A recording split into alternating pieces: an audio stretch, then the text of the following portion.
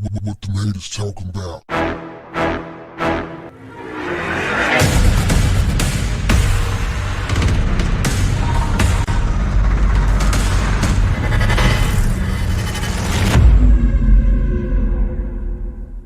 What's up, family? This one is going to run you hot. We got a mother and daughter scrapping outside of a school. I believe it's a high school. The girl appears to be high school age. Don't know what the context is, but they're scrapping. And the daughter is grabbing the mother by the hair and manhandling her, kind of just dragging her along. And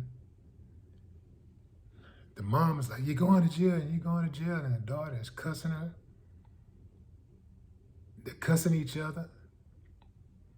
And I'm just thinking to myself, I never, ever once saw anything remotely like that while growing up. And I went to school with a bunch of knuckleheads. I was a knucklehead. And I would never, ever handle my mom like that. There was boundaries. There was lines that you just don't cross. You know how there's lines that the girl in the video is not going to cross in life? You know, when it comes to the system and certain kinds of people, she just ain't gonna cross that line. You know how certain black people just got it in them to harm black people, but they scared as hell of the police and everybody else. They won't cross that line. They'll do the most scandalous things, the most malicious things to people who look like them, their own family. But people who target their community, they won't do anything. They won't cross that line at all. That's how it was when I was growing up. Didn't matter what mama did. Didn't matter what daddy did. You don't cross that line because the whole entire family will remind you to have some respect. Even if you didn't inside in your heart have respect for your parents, you better act like you had some respect. But let's get down to the nitty gritty. Fam, if it was you and your child bucked you, tried to manhandle you anywhere, but especially in public, what would be your course of action? Would you be preoccupied with the fear of being arrested and going to jail or losing your job? Or would your instincts kick in to propel you to put your child in their place and remind them that you're not new to this, you're true to this? See, that's something that a parent like me just really don't have to worry about. Because I knew from day one, I had to establish respect. Not fear, respect. A lot of parents believe that they can get respect by beating their children. That's not how you get respect from your children. They believe they can get respect by insulting their children. That's not how you get respect. That's how you get fear. But the respect comes first from respecting yourself. And then you respect others. You respect your child. You respect them enough to give them the tools that they need to go out there in that world and survive. Tools that that girl obviously ain't got. Because the world is not going to be as forgiving as her mother has been. The system is going to chew her up and spit her out, and they're waiting on her. Oh, she ain't badder than the system. Oh, she thinks she's bad. They're going to have a ball. They're going to have a field day with her. Part of respecting your child is having good discipline practices. One of the biggest things about disciplining your child is that you have to explain to them why they're being disciplined and the effects of their actions. Like, if you do this, this is likely to happen. And if that happens, that's not going to be good for you. And do you want that to happen? Or what do you want to happen? You got to break it down to them. You can't, for instance, I remember people used to tell me all the time, well, you can be anything in the world you want to be. You can even be the president of the United States of America. But they didn't tell me, but you can't be going around beating up your classmates and stealing out the store. They didn't tell me that part. See, with kids, you have to be descriptive and you have to give complete instructions. Otherwise, they'll jump to conclusions and start thinking for themselves and trying to think they got it all figured out. You can't just, let's say you're the type of parent that is get physical with your child when they get out of line. You believe in corporal punishment. You believe in putting hands. Okay. Your child get out of line, you grab a strap or whatever and start whooping them. And you're mainly whooping them because you're mad. You're not really whooping them to really like educate them. You're really doing it because you're mad. So you're swinging on them. And then when you get through, get in the room or whatever. You don't have no conversations with them or anything. You just hit. Not a good idea. The last time I put hands on my kids were my daughter when she was 5, my son when he was maybe 3. My son came later, so I got a little smarter, right? And I realized that both the one time that I spanked my daughter and the maybe 5, 6 times that I spanked my son, I did it because I thought I was supposed to, not because it was the most effective thing to do. I did it because I thought I was supposed to do that. But I realized that's a bad idea. Like, putting your hands on your child should be the absolute last result. And it never should, anytime you discipline your child, whether you believe in corporal punishment or not, you should never do it when you're angry.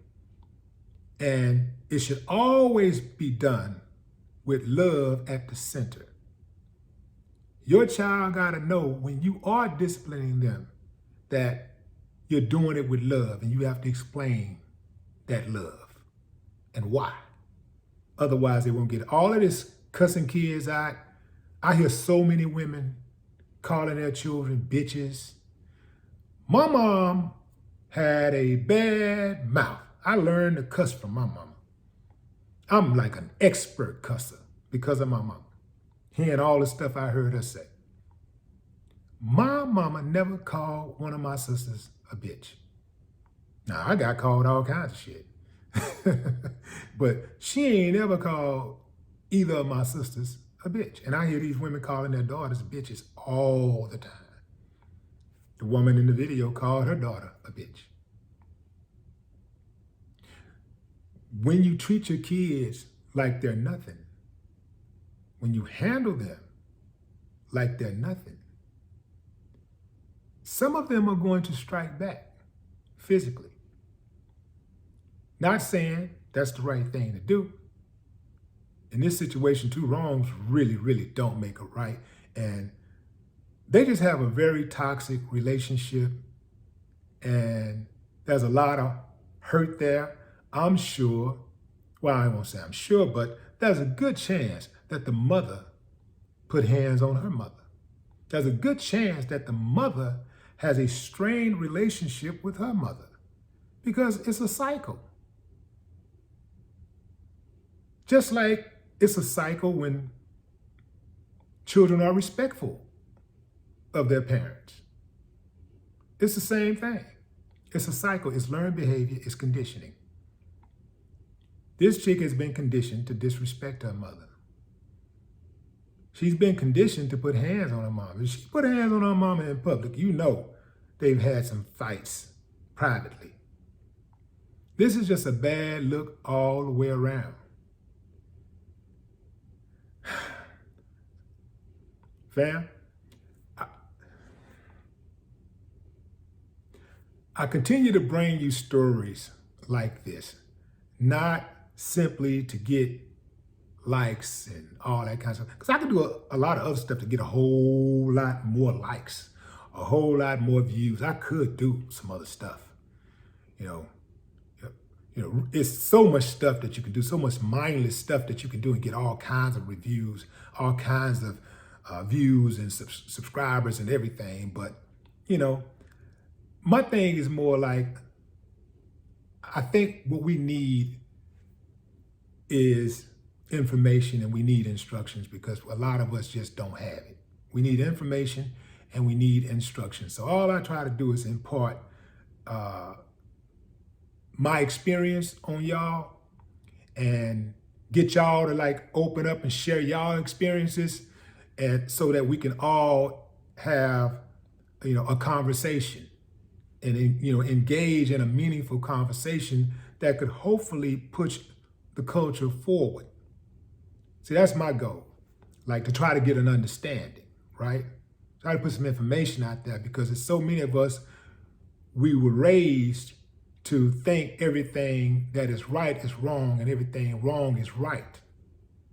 This is why a lot of times you see dudes walking around with their pants hanging off their ass. That's wrong. If your pants are hanging off your ass, especially if you got a belt on, a belt was made to keep pants up in place. So when you're walking around with a belt on and your pants hanging off your ass and your ass cracks, your booty cracks showing, it makes a person look at you like there's something wrong with you. There's something mentally wrong with you. So it's all about information and instructions, fam. But man, it starts at home and it starts early. You can't wait till they're 15 years old, 16, 17. You can't even wait till they're 12 anymore. You got to go in early. You got to get it under control very, very early. And to where it's second nature. And you don't get a break also as a parent. You don't get a break in taking the high road and being the parent. You don't get a chance to have a meltdown with your children. Because what'll happen is that sometimes parents get very emotional. They say, well, what about me? What about me? What about me? I'm human too. I got feelings too. And all this type of stuff, right? That's why they call it child psychology, not adult psychology. You're supposed to be smarter. So you use that information, your experience that you know, to make sure that your actions are always consistent with the outcome that you want. And this is how you engage. This is how you're supposed to communicate with your children. Because you can treat your child right 99.9% of the time. You can do everything right all the time. It be one time you say something foul to that child and they'll never forgive you. They remember it for the rest of their life. It scars them. It does something to them, because usually children trust their parents and they want to feel safe around their parents. And when they don't feel safe, they act out. They go out into the streets and they try to find friends. They try to find somebody who they believe will love them. And this is how oftentimes kids end up in gangs and being trafficked, and they get, in trouble, running the streets, robbing, stealing, selling dope, whatever, just get in a jam. Going outside of the home, trying to find love that they don't feel that they're getting inside of the home. So you don't get a break as a parent. You don't get a break to act like a child when you're with your children. You never get a break. You always got to take the high road. For some of you out there, y'all don't have a tight relationship with your children. You don't live in the same house. You don't live in the same household. and your children don't call you. Every time y'all communicate, you got to call. You don't get a chance to say, well, what about me? They need to call me sometime. Man, kids ain't worried about you. Even if they do love you, they're thinking they want to hang out with their friends. They want to go play video games. They don't want to get on the phone and talk. Grown folks do all that talking. And the older you get, the more you talk on the phone. Kids don't want to talk on the phone unless they're talking to other kids.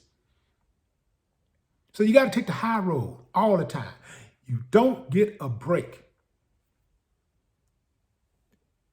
Kids are constantly learning. They're constantly absorbing information, instructions, and they do not respond to what you say. They respond to what you do. I hope like hell that mother and daughter can get it together.